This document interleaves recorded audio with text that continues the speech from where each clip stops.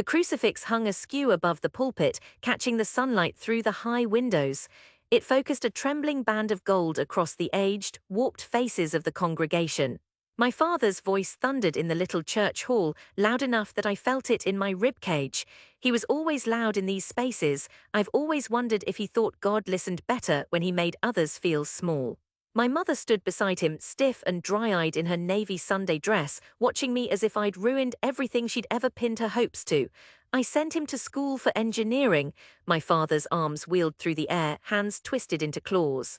We work, we sacrifice. What does he do? Take photographs. He wants to be, what, paparazzi, hustler with a camera. A few people snickered, others looked away.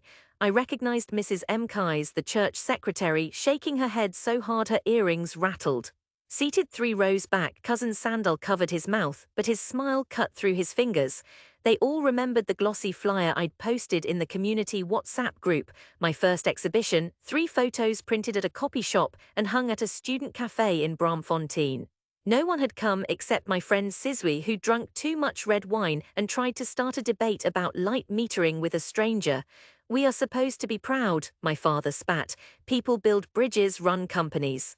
What legacy do you bring us? Pictures. I pressed my right thumb into the meat of my left palm, desperate to quell the trembling. My brothers lounged in their chairs along the wall, dressed in pressed shirts. No one met my eyes. They looked at their shoes, the floor, anywhere but me. I wanted to shout, to turn and scream at all of them about what it meant to look for beauty. Instead, I focused on my breathing, slow and tight, rage pooling in my gut. I would not cry, I would not plead. I let my anger simmer and settle, etching the moment into memory, the taste of dust in the warm hall, the tightness in my throat, the mixed sense of incense and floor polish. Enough, I said, my voice somehow steady, it's my life. My father barked a laugh. You think your life is separate from us, from this community? Try, you'll see. They didn't kick me out, not that night, but after, everything changed. My father's words followed me out of the church and into the rhythm of daily life. At the taxi rank, uncles shook their heads. At family gatherings, I became a punchline. Take a picture, Thabo. Maybe it will make you rich. Laughter every time. My mother barely spoke to me except to remind me about my brother's successes. The one who built apps, the one who consulted for a big mining firm, but I clung to the dream. I found jobs, weddings, birthdays, funerals, any event where someone wanted more than a phone camera. The city sprawled around me, raw and pulsing, and I began to chase its stories. The woman who sold pap and liver from her stoop at sunrise, the laundry boys balancing towers of linen in Hillbrow, the lovers under a jacaranda whose hands touched for a single heartbeat. Sometimes hunger gnawed at me. Sometimes rent was late, but with every shot, every frame I learned the city's light, its defects, its pain and beauty. Still, every click of the shutter came with a pang, a memory of that church, my mother's rigid silence, my father's scorn. Rage kept me moving, rage and a twisted faith in the things my eyes saw that others refused. Years crawled past, clotted with small humiliations and stubborn joys. My bedsitter window overlooked a rank of blue taxis, their roofs sparkling under late sun. Nights I edited photos until my laptop glowed with exhaustion. I won small competitions. I saved, I dreamed. Then one evening, years after the church hall, I received an email that reset my world. Your series, City Light, City Wait, shortlisted for the International Urban Photography Prize. Invitation to exhibit in Berlin. Funding for travel and prints attached. I blinked, reread the words until the meaning bruised into me. Alone in my flat, I wept into a cracked mug of tea. Berlin cracked me open. The gallery shone with stark white walls, my photos hung in pristine light boxes. I watched people, strangers, lingering, leaning in close to see the wrinkles in Gogo Miriam's face, the shadows stretching across Bree Street. One woman, hair silver and blunt, grabbed my hand. Your Johannesburg so alive. I stood in front of my work, a Zulu boy from a township in Josie, wearing borrowed shoes, and realized I belonged here. My city belonged here. After Berlin, everything sped up. Commissions, interviews, more cities, my name in magazines. I saw my photo, an old father and daughter at Joubert Park, on the cover of a book in New York, and my throat closed. Each success both healed and reopened the old wound, but success, like pain, demands to be witnessed. I couldn't shake flashbacks to that church, to my father's voice, the community's laughter. I wanted them to see me now, not out of vengeance but out of need, the animal need to be seen, to be known. So I returned. Johannesburg's summer storm stains the sky purple.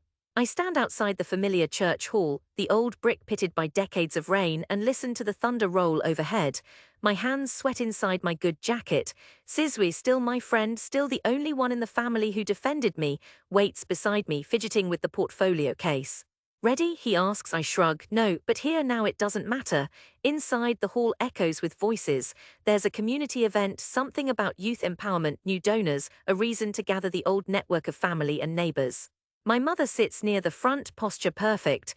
My father stands by the door talking in his authoritative clip to Deacon De Lamini. People see me. There's a ripple, a mixture of curiosity and discomfort. I nod awkwardly to Mrs. Mkais, to Cousin Sandal, to the men playing cards near the coffee urn. I feel my old anger rise just under my skin, but clamp it down. I'm not 15 anymore. Deacon De Lamini spots me, eyes narrowing at first, then brightening.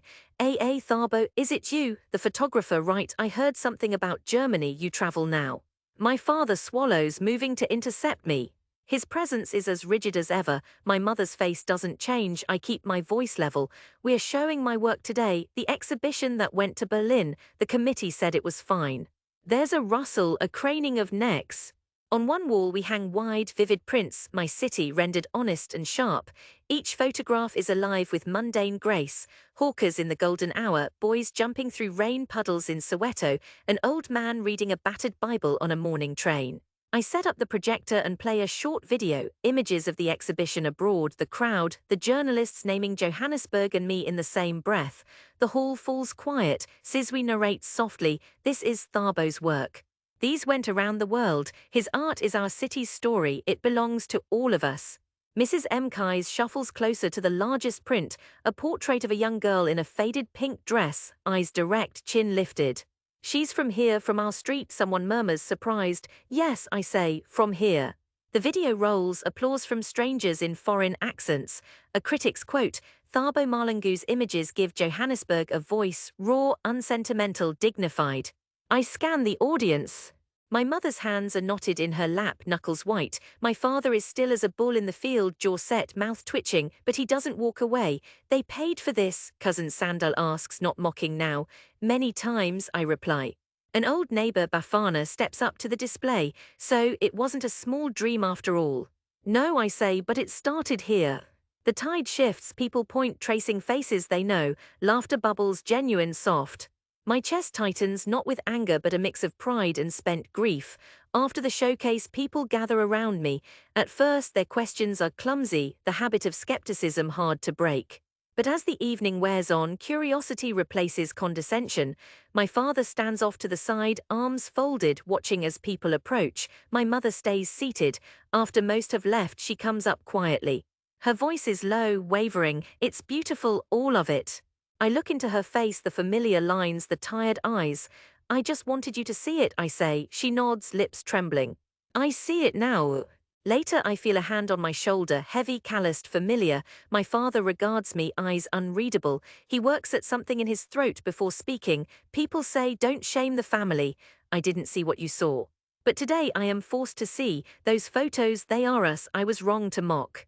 I can't trust myself to speak. Years of rage collapse into silence, a silence filled not with resentment but release.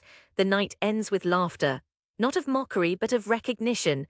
In the parking lot, neighbors crowd around my car, taking selfies with the prince, asking me to take group shots. The hall glows behind us, its walls echoing with a new story. Driving away, Sizwe grins. "Never thought I'd see it, Mfanaka. Both your folks proud at the same time, miracles happen." I watch the city unfurl in the rearview, lights punctuating darkness, the same city I once fled now holding me. By the time I reach home, the anger has gone. Only the images remain, my city, my family, and the long struggle from rejection to a quiet, hard-won acceptance.